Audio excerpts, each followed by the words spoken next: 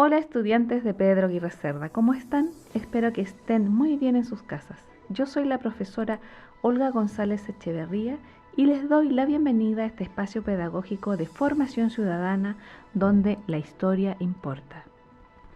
El objetivo de la clase de hoy es comprender el quiebre de la democracia en 1973 en el contexto internacional y sus consecuencias en la violación a los derechos humanos en Chile. Hoy responderemos algunas preguntas relacionadas con el golpe militar de 1973, realizado en Chile por las Fuerzas Armadas y de Orden al gobierno del presidente Salvador Allende Gossen.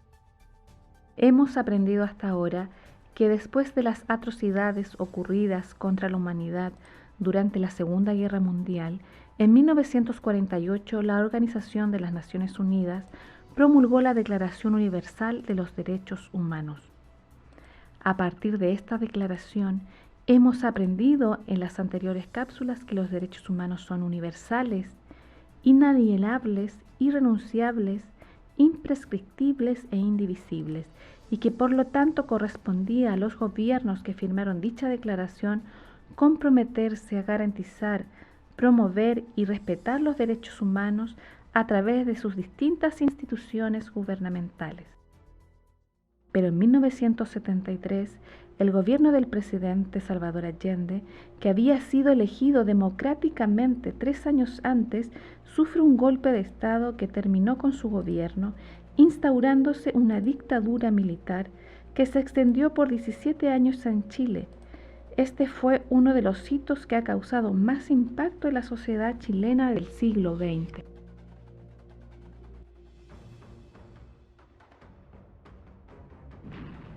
Tras el golpe militar dirigido por el general del ejército Augusto Pinochet Huarte, hubo muchas violaciones a los derechos humanos.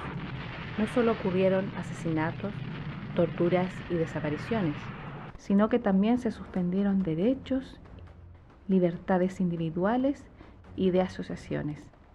Se aplicó la censura, prohibiendo la libertad de prensa, la libertad de opinión. Se prohibió la existencia de partidos políticos y se persiguió a los que pensaban diferente al gobierno impuesto. Se decretó toque de queda para limitar la libre circulación.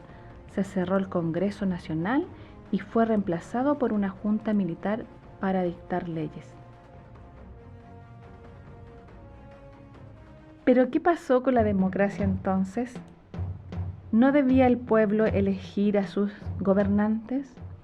Para entender lo ocurrido debemos conocer el contexto internacional como el contexto nacional.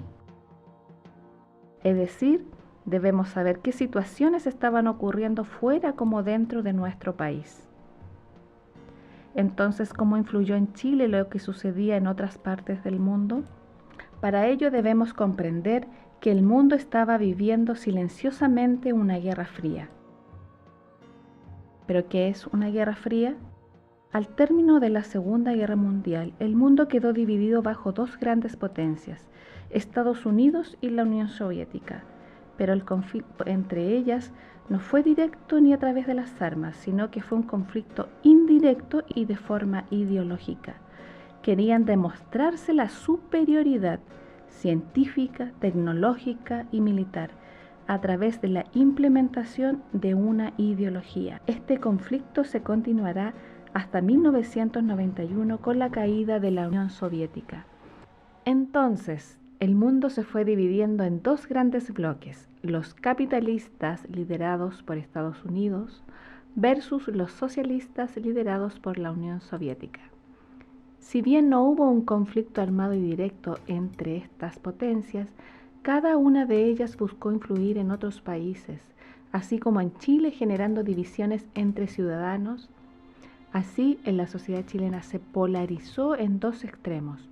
Por un lado estaban los que defendían un modelo económico capitalista que se fundamenta en la protección de la propiedad privada, el libre mercado y la no intervención del Estado en la economía, y por otro lado estaban los socialistas que defendían un sistema de organización política, económica y social en el que la propiedad es colectiva y la economía es controlada por el Estado.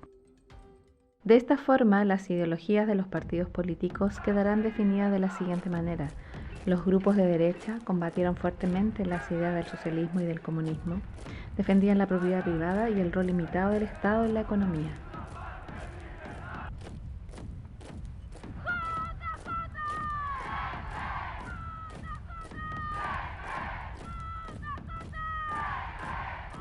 Y por otro lado estaban los de izquierda, quienes en los años posteriores buscaron cambiar el sistema capitalista y neoliberal por un sistema socialista que protegiera los recursos naturales, así como también disminuir las diferencias de clases, promoviendo una sociedad más justa e igualitaria.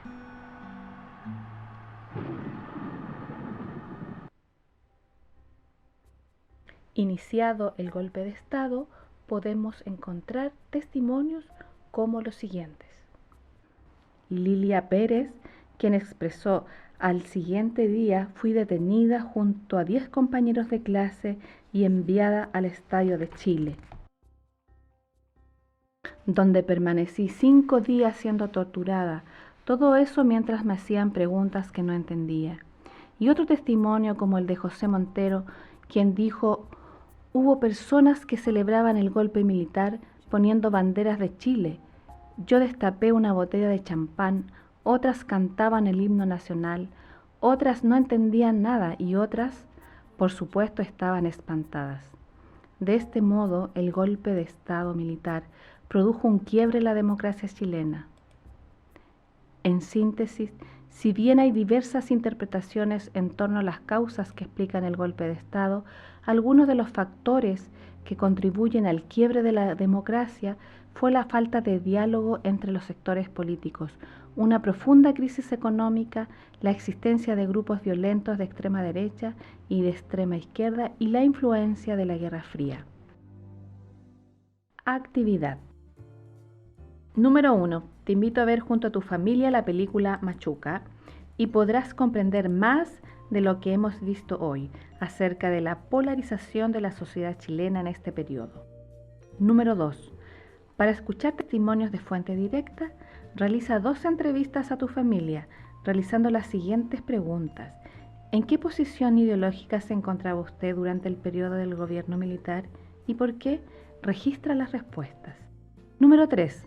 Define con tus propias palabras o con la ayuda de tu libro de historia: golpe de Estado, Guerra Fría, capitalismo, socialismo y quiebre de la democracia.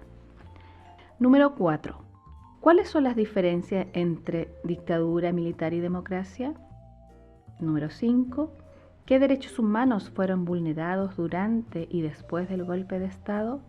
Y para finalizar, número 6. Responde las preguntas de metacognición y autoevaluación que están en tu guía de aprendizaje. Espero que hayan prestado mucha atención y aprendido con esta cápsula. Adiós, muchas gracias.